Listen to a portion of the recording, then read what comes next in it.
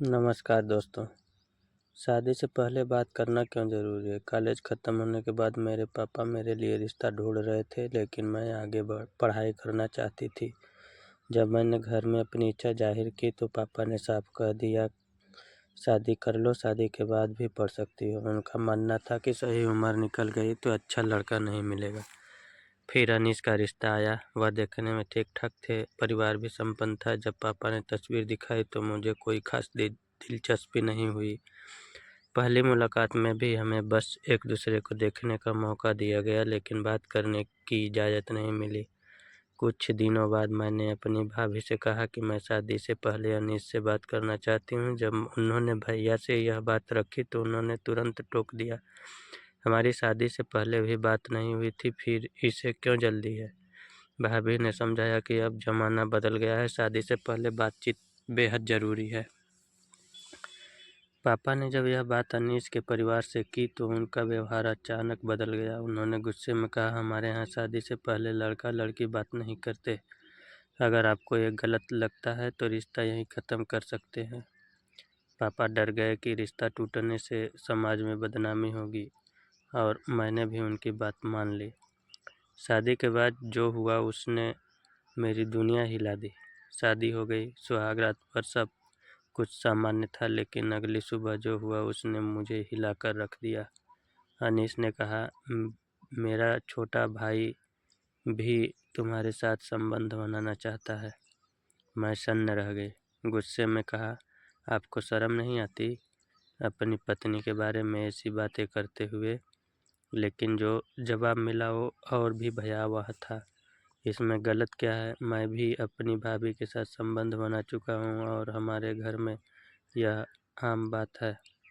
मेरे पैरों तले ज़मीन खिसक गई। जब मैंने ससुराल के दूसरे लोगों से मदद मांगी तो उनका भी यही जवाब था, जैसा पति कहे वैसी वही करो, हमारे घर की यही परंपरा है। अब मेरे सामने दो ही रास्ते थे, या तो इस नरक में जीऊँ या फिर वहाँ से भाग निकलूँ। कैसे बची इस नरक से? मैंने अपने पापा को फ़ोन किया और कहा, अगर ये एक पल और यहाँ रही तो मुझे अपनी जान देनी पड़ेगी। पापा घबरा गए। पहले तो समझाने लगे कि शादी में एडजस्ट करने में समय लगता है, लेकिन मैंने अपनी भाभी को सब कुछ बता दिया। मेरी भाभी भी मेरी सबसे बड़ी ताकत बनी। उन्होंने मेरे भाई को समझाया कि ऐसे गंदे परिवार भी होते हैं।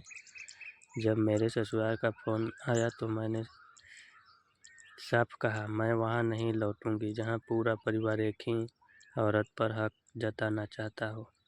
मेरे ससुर ने धमकी दी कि अगर वापस नहीं आई तो पुलिस में शिकायत कर देंगे, लेकिन मेरे भाई ने गुस्से में जवाब दिया, अगर पुलिस तक जाना है तो हम भी तैयार हैं। 4 साल बाद, आज इस घटना को 4 साल हो चुके हैं। मेरी ज़िंदगी बर्बाद होने की एक ही वजह थी, शादी से पहले मुझे बात करने का मौका नहीं मिला। अगर मैं पहले ही अनीस से बात कर पाती तो शायद इस नरक में जाने से बच सकती थी। समाज में आज भी यह सोच बनी हुई है कि अगर लड़की शादी से पहले लड़के से बात करना चाहे तो उसे कैरेक्टरलेस समझा जाता है, लेकिन वहीं जवाब समाज तब चुप रहता है जब शादी के बाद लड़की की ज़िंदगी नरक बन जाती है। सबक जो हर लड़की को जानना चाहिए, शादी से पहले कुंडली मिलाएं या न मिलाएं, लेकिन एक दूसरे से बात ज़रूर करें। अगर होने वाला जीवन साथी बातचीत से भी डरता है तो वहाँ रिश्ता मत जोड़िए।